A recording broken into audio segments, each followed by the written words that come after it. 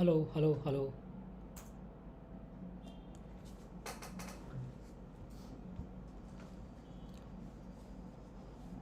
Hello.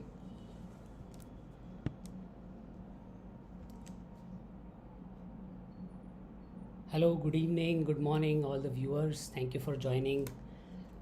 This is one of our first YouTube lives. Really excited to do this. This is something new that we are trying. Let's wait for a few minutes to see if more people can join. Thank you.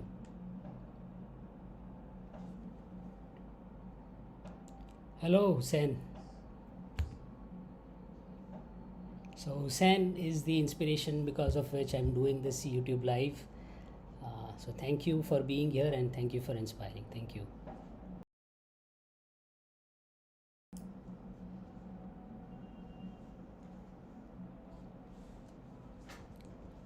Okay, all right, I think we can begin. All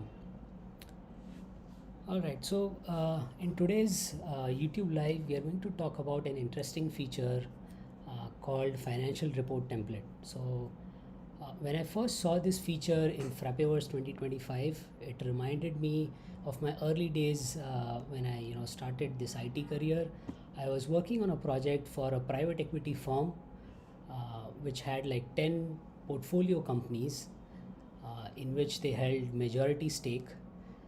So the project was all about developing a mobile application that the private equity CEO could use even offline and review the consolidated financial statements of all the 10 portfolio companies. So what that meant is all 10 portfolio companies, their CFOs, their finance team, they had to create those consolidated statements, send it to the private equity finance team. They would look at that, validate that, and then we had a Django application where you could just upload this statement, which worked as a backend for the mobile application. And then the database was also synced to the mobile device, which was the iPad, which meant that the CEO could look at the data at his leisure, even while he's traveling, when he does not have the internet connectivity.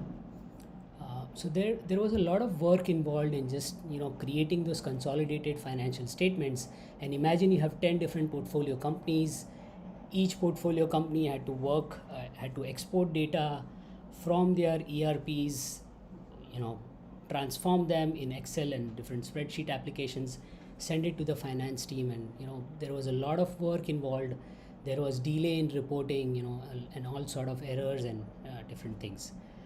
So when I first saw this feature at Frappeverse 2025, showcased by the Frappe team, and this is developed by Resilient Tech, who are contributors of India Compliance app as well, I was really excited because it reminded me of my early days, and therefore I was excited to try this feature out. And when the version 16 was officially launched, we started creating some sample data to play around with this feature. So cut to current date, you don't have to depend on spreadsheets to create those kind of financial statements. Now let's look at what is the current ERPNext finance setup, right? When it comes to the finance or accounting module, what does it really entail? So you have your master data, which is basically the source of truth, or all the data that you reuse again and again is stored in the master data, which includes chart of accounts, which includes all the accounts that you're going to use, what are the type of accounts, what are cost centers that you will use, projects, customer, supplier, items, tax templates, all of that.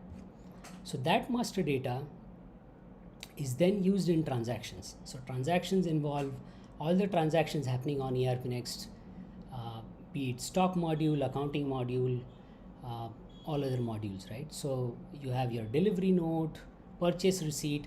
And the reason I bring up stock module in a finance session is basically because ERPNext uses perpetual inventory valuation method, which means that every stock transaction also has an accounting effect, which means that interestingly, it makes the life of finance professionals easier They no longer have to depend on the stock or the warehouse team to give them the closing balances of inventory, make manual adjustment to COGS and stock account and all of that. Since the accounts is affected in real time because of perpetual inventory valuation, they are saved from all of that hassle. All of those transactions finally go and talk to the GL, right? GL is the central source of truth for the finance module. That's where all the data is entered, and using the GL, you get to generate your financial statements, which is balance sheet, profit and loss statement, trial balance, cash flow statements. So that's the current setup, right? What that means is that the statutory P&L, what I mean by statutory P&L is basically the compliance P&L. The standard P&L is easy to generate on ERPNext as it is, because you have perpetual inventory valuation method. You're not making inventory adjustments, accounting adjustments every now and then. So that's an advantage in itself, right? And then, as I said, all the transactions talk to GL, financial reports are generated from GL. Let's look at some of the financial statements that are available out of the box on ERPNext. So this is one of the financial report, trial balance. It basically combines your balance sheet, profit and loss statement. It gives you a good snapshot of the company's assets, liabilities, profit and loss, everything, right? And then you have your balance sheet, which gives you what are your assets, what is it that you are owed, what is it that you owe, which is liability, what is the equity, all of that in your balance sheet. Then you have your profit and loss statement. So that's the current ERPNext setup, right? Which means that ERPNext has the standard things that different stakeholders would need in a usual ERP. Operational users, right? So operational users are people who are actually entering data onto any ERP system. They are receiving goods, they are shipping out goods, they are making stock entries, material transfers, they are receiving invoices, issuing invoices. All of that is done by operational users. They enter the transactions. Financial operations. So there is an accounts receivable team, accounts payable team who pay the suppliers, collect payment from customers, do the financial operations. Auditors, they look at the finances, make sure the books of accounts are well maintained, there are no mistakes, not just manual errors, but compliance errors or errors that may give you wrong numbers. So they use GL, they use balance sheet, profit and loss statement, journal entries to make adjustments, etc. Then you have tax and regulatory users, right? So they look at the sales registers, purchase registers, tax reports. They generate these reports. They do the tax filings. They upload data onto government portals, different government portals, IRS reports. All of that is done by tax and regulatory stakeholders on an ERP. So now the question is, the statutory P&L is good for all of these stakeholders, right? But when it comes to management, when it comes to investors, they look at the business from a different standpoint, right? They are not looking at nitty-gritties, but they want to look at summarized statements through which they can take decisions. So that was the missing piece up until version 16, and that is going to be filled by the financial report template. Because now with financial report template, you'll be able to generate summarized statements. So we've taken a few examples from publicly available data. So the first one is Caterpillar, which is a well-known equipment manufacturing company. So this is their statement of income, consolidated statement of income. So if you notice, this statement is very different from the statutory P&L. It's very consolidated, summarized, and gives you what you need to see in a summarized way. So for example, sales and revenue, right? It will give you what are your sales and revenue for different product lines or different verticals that you cater to. Operating cost, what is your cost of goods sold? What is your SG&A, selling, general and administrative expenses? So over here you see it as one single line item, but in a statutory P&L or on any ERP system, you would see it as multiple accounts, right? Selling expenses, fulfillment expenses, marketing expenses, all of those will be in different ledgers or accounts. But when it comes to summarized statements, you would want to see it as one single line item.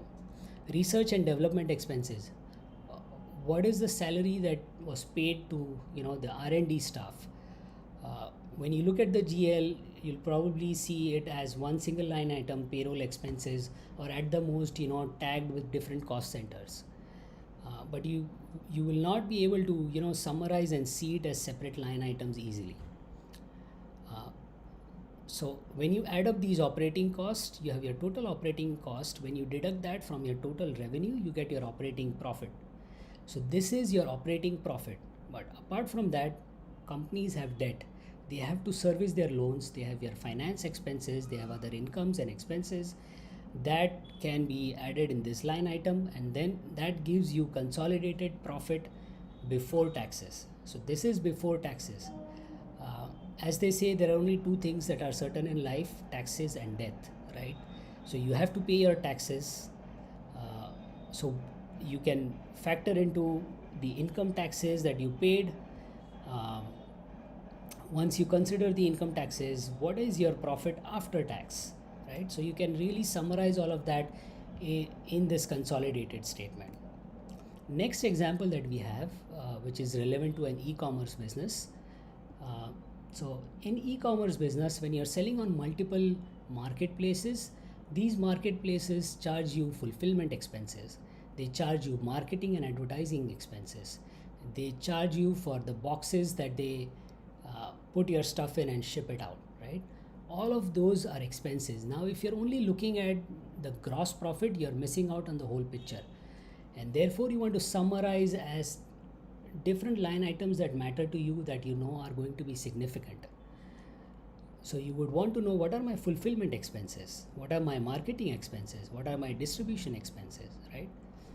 Once you deduct that from your gross profit, you get your contribution profit. You would want to know what is the contribution margin, not just the gross margin. So out of this 2062, my gross profit is 909. So this is in crores. This is for an Indian company. So out of that 2000 crores that I made, 909 is my gross profit. Looks great, right? But when you look at the contribution profit, it's almost cutting down by more than half, right? So that's the picture that you want to look at. Within the contribution profit, you want to see, okay, what is my fulfillment expense? What is taking up the most out of my contribution profit? You can look at these percentages and easily figure out that, okay, I'm spending a lot on marketing, right? Can I be creative and reduce that cost? That is the kind of data that investors and decision makers want to look at. What is your EBITDA, earnings before income tax, depreciation and amortization? You factor into those costs, you figure out that EBITDA margin, then again there is depreciation cost, you get your profit before tax, you pay taxes, you get profit after tax. Other thing that you will see is, they're comparing year on year, they're comparing quarter to quarter. So that tells them, okay, did I do well as compared to last year, or did I do worse than last year? So those are the things that matter. Now, why do summarized statements really matter? It gives a consolidated view, as I've already explained with the examples. It gives you consolidated view and not by each line item or each ledger or account. It is important for financial strategy. So there's a famous saying in the corporate world that you're just a number on someone's profit and loss statement or a balance sheet statement, which means that the investors, management, all they are doing is deciding the financial strategy, tracking the numbers, and then taking corrective and preventive actions, whatever is necessary. If you cannot look at the summarized statements, it's really difficult to come up with a strategy or decide what to do next. Ability to track key levers or metrics. As I explained previously, marketing was one of the largest expenses. Can I reduce that? Can I, or maybe my revenue is not that great. Can I increase my marketing expense and kind of increase my top line and then figure out how to optimize? So these are the kind of decisions that the decision makers like to take. Track trends over time, right? With the consolidated financial statements, you can track trends over time. You can see, okay, how am I doing quarter on quarter? How am I doing year on year? That kind of analysis is possible with those kind of consolidated financial statements or financial report templates. Effect of scaling. If my revenue is growing, uh, is it good for business? Are my margins improving, or am I just increasing my revenue and not really making money on it? Does it make sense to scale my business? Scaling does not always mean profitability, right? Yeah, people can burn money and scale, but that may not necessarily mean they are making good profit on it. So those are the advantages of summarized consolidated statement. Financial report template. What is a financial report template and what does it allow you to do? So think of financial report template as a financial modeling layer. What it allows you to do is model your reports without probably even writing a line of code. And that's the power of abstraction, right? That's what I like about Frappe framework in general and ERPNext. Frappe team and other contributors do a really good job of abstracting things. So building something as powerful as a financial report template requires a lot of thinking, a lot of good engineering, right? What they have done is, you can define your report in a really easy manner so that you can reuse it time and again. This removes the need for using Excel sheets, exporting data from ERPs, putting it into Excels, writing macros and pivot tables. All of that is not required anymore with financial report template. How do you go about designing a financial report template? So the way I usually like to work with anything is start with the end goal in mind, right? You figure out how do you want your report to look like. Define the objective. What are you trying to do? Are you trying to analyze trends? Are you trying to figure out what is my profit or loss made up of? Based on those answers, you first need to figure out what is your objective. Based on that, you start maybe with a pen and paper or a spreadsheet, simple spreadsheet. Write down how do you want that report to look like. Design the template. Just with a simple pen and paper or spreadsheet, write down, okay, what is it that you want to see first? What do you want to break it down into further? All of that. Design the template simply and then configure the template on ERPNext. We'll jump into a live demo, a live report financial template that we have created and see how to configure it. Generate and reuse, right? That's what a good report should be. You should be able to design that report once and reuse it. Now let's jump into the live demo and see how do you go about designing all of this. So this is the financial report template and this is the one that we have created. These are available out of the box. Standard cash flow statement, IFRS, that's one of the accounting standards widely used. Horizontal balance sheet, columnar. So what this means is you can generate reports the way you want generally. Using the example that I have shown previously, we've created a financial report template. So you create a financial report template, define what kind of report is this. Is this a profit and loss statement? Is this a balance sheet, cash flow, or a custom financial statement, right? So we want a version of profit and loss statement. That is why we are going to select profit and loss statement. And then you have this table where you define what will this report have, what are the rows that will make up this report. So we'll take one example. So the first one is revenue from operations, and then you define an abbreviation so that you can reuse this value on this row further if you have to. So let's dive into one of the rows. So line reference, as I said, is basically an abbreviation that you define that you can reuse. Display name, what do you want this to be seen on report as? So on the left hand side that you see over here is basically all the configuration for the value that you want to see, and on the right hand side these are basically all the formatting options that are given by the makers of this financial report template. So you define the name, you can indent it, so similar to a trial balance, you can outdent, indent different stuff to make sense of the report in a better way. What is the data source? Is this data coming from account data, meaning the GLs or the accounts, or is this a calculated amount? So if you want to just aggregate the data from different ledgers, you would select account data, like in this case. If you want to calculate the amount, if you want to calculate percentages, you would select calculate amount. If you want to define a really complex logic, you want to do complex operations like mean, deviation, all of that, or maybe talk to an external data and get certain things, you can do a custom API. Blank line just for a visual break, column break, section break, all of that. So these are the standard options. What is the balance type? So this is what will define the dollar value or the currency value that you see on the report.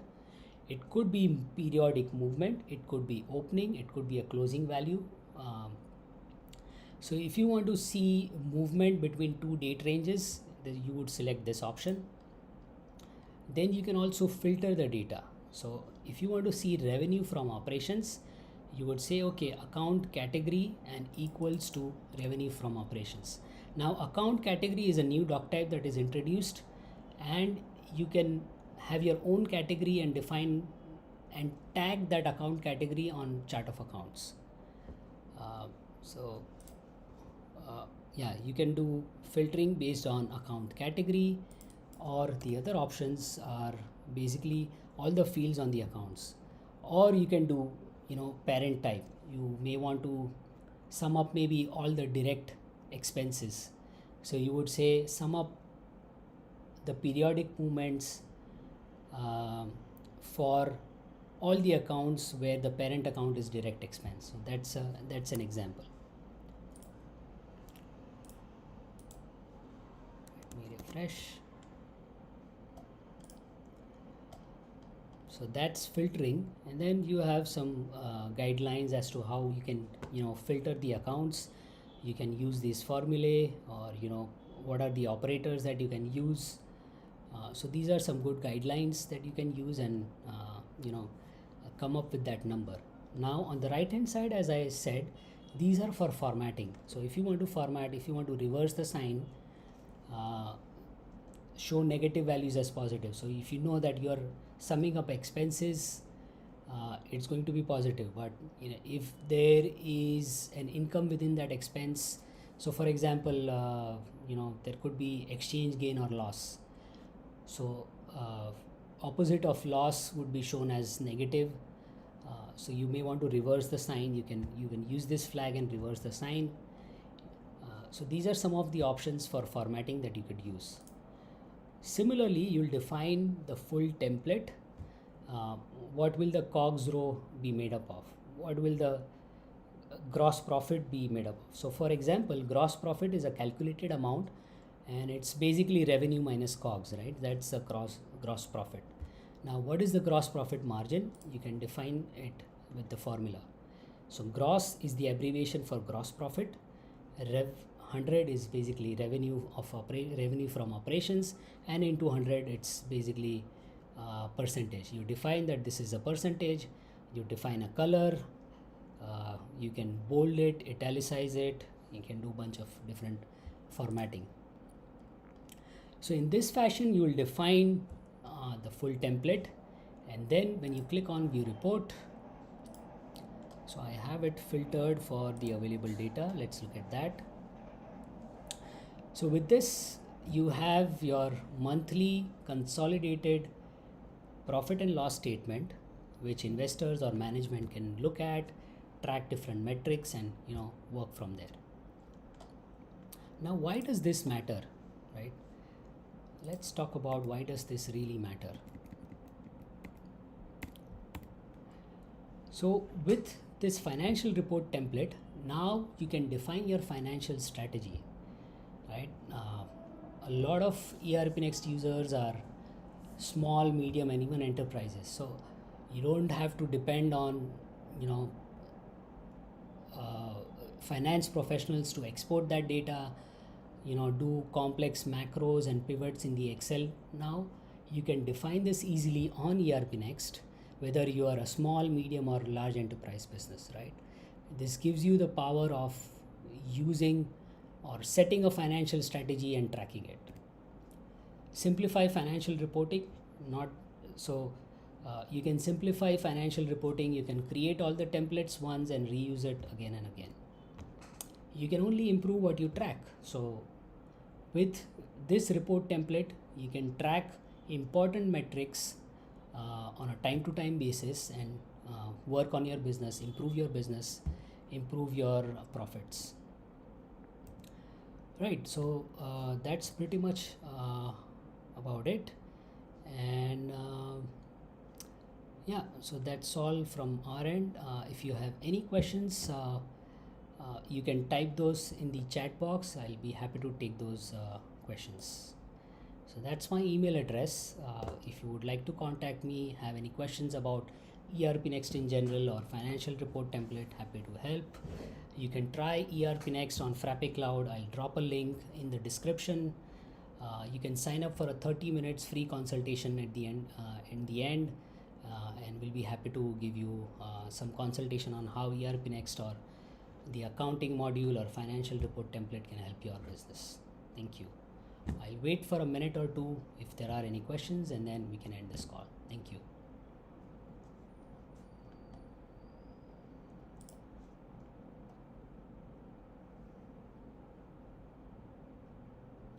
All right, so Ruben has a question. What role does cost center play in these reports? So think of cost centers as a tagging mechanism, right? So what that means is with cost centers, you can tag each and every transaction with a tag. So for example, it could be a branch, it could be marketplace, it could be anything. And what ERPNext does really well is it extends that particular concept in a multi-dimensional way. What that means is with cost center, you can only tag with one dimension, right? You cannot tag the branch, or let's say the region and the marketplace, because it's a one-dimensional field. But if you use accounting dimension, you can have one accounting dimension as marketplace and one accounting dimension as region.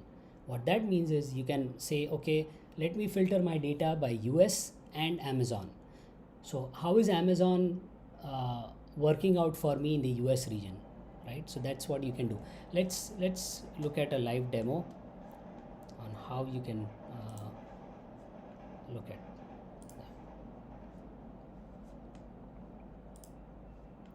So if I go to the investor P&L or any P&L, you have this cost center filter that you can use. So if I filter it by Amazon, it will filter out by Amazon. It will only show you the data for Amazon. You can multi-select. You can do Amazon and eBay all together, or if you remove the filter, it will show you for all marketplaces together. So similarly, if you had it set up as an accounting dimension, you would see additional filter, and you can filter it by multiple dimensions. Thank you. That's a great question. Thank you, Ruben. And yeah, any other questions?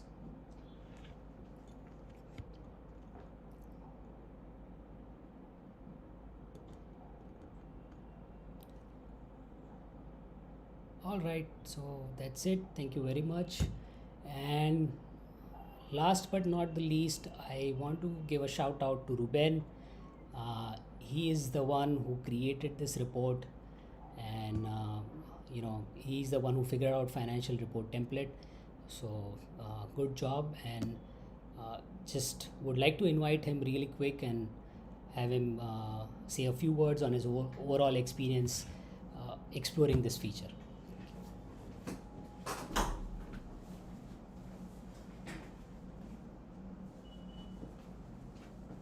Hi there, hi. My name is Ruben John. I'm a functional consultant at Unify Experts. I was behind the camera the whole time. Yeah, it was a really fun experience creating this template. Um, it took a lot of trial and error, but yeah, it was fun. It was really interesting, and it taught me a lot. It also made me revise my accounting, all the accounting I had learned in school. So yeah, it was a really fun experience overall. So yeah, I'd like to thank Manisha for that. All right, thank you, Ruben.